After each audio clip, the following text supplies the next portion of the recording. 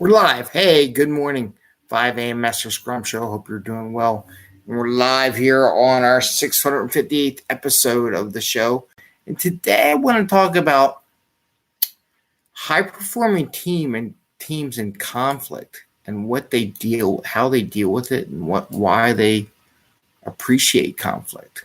Okay, so this is 5 a.m. Mester Scrum Show.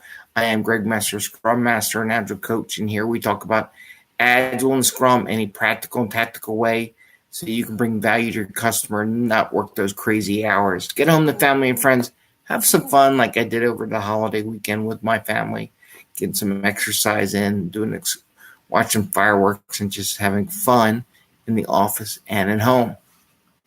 So why do I bring this up? Why do I bring up this conflict thing? Because so many people are conflict adverse. They just can't. Even the slightest bit of conflict, they just can't handle it. But in Scrum, it becomes a way of life. Not in a bad way. And you're like, oh my God, conflict's so bad, Greg. Why are you talking about conflict? It's conflict in the fact there is some agreement action going on which causes the conflict. High-performing teams are ready to accept that conflict will happen. So the idea, conflict will happen, right? It's going to happen.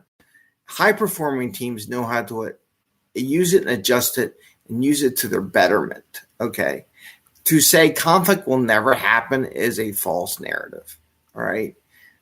There will happen. And the high-performing teams know what to do when it comes. I mean, let's say something bad happens. How do we handle that?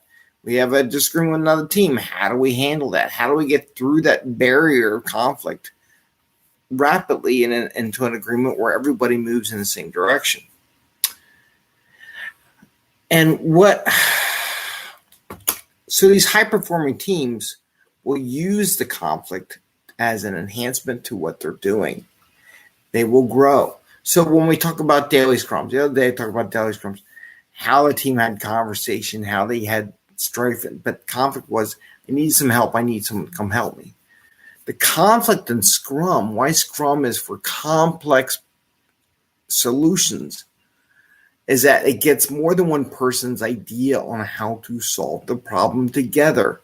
When people have differing ideas on how to solve a problem, that is where the conflict is. It's not a major conflict. It's not like I want to bang you in the head kind of conflict. But it's conflict in the fact that we have disagreement and how to solve the problem. But each person's take, the diverse take on how to solve the problem, makes the solution that much more robust. So you see where I'm getting at? Teams that allow conflict, understand conflict's going to happen, expect conflict to happen, know how to build more robust solutions to the problem, therefore they become more high performing, right? So that's what I'm getting at. And the other one I'm going to talk about and why I say this. So there's going to be a conflict when you try to push the envelope, when you have a real goal to achieve new product versus not a real goal of just keeping the lights on. So there's new product and there's just keeping the lights on. Just keeping the lights on is not really a conflict-based scenario. Trying to come up with a new product line, what that should be, how it should work, how should we develop it, how we make it go better, will be living through conflict. And the teams that need to perform learn how to deal with that conflict. And how do they do that? They're open, they trust. The basic values of Scrum help them make it through the conflict. So when we talk about the Scrum values, right, those are to help you with conflict. Didn't know that, did you? So go look at those Scrum values. Go put them through your brain. Find out what's there, what's preventing your teams from being a high-performing team. Find ways of having courage to say no. Have courage in a way, can I help? Courage and say, I need help, right? We talked about courage the other day. It's a great way of getting through conflict. And I think maybe what I'll do is the rest of the week, I'll hit all the values. We talked about courage last week. I think I'm going to cover the rest of the values and how Each value helps you go through conflict through the rest of this week. It is a short week from a work perspective. Today is the day after a holiday. But I also want you to think about, are your goals really challenging you? Are they really pushing you? Or are you just working to keep the lights on? If you're just keeping the lights on, you're going to get burnt out fast, right? So I just want to share that with you. Maybe that's a little lofty idea about how high-performing teams acknowledge that conflict is going to happen. The question is, do they have the tools in place, the mentality in place to manage that conflict and grow from that conflict, right?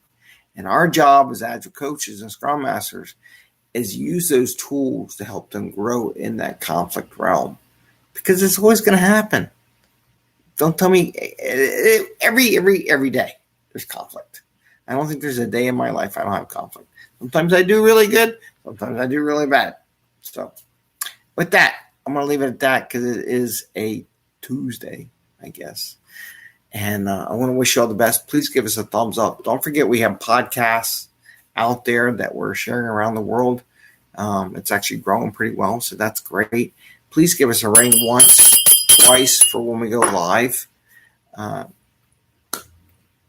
I'm still getting used to my new job, so I'm working on the calendar and the schedule and everything that needs to go along with that. So wish me best, and I wish you all the best in this summer, and enjoy. Happy scrumming. Take care. Bye.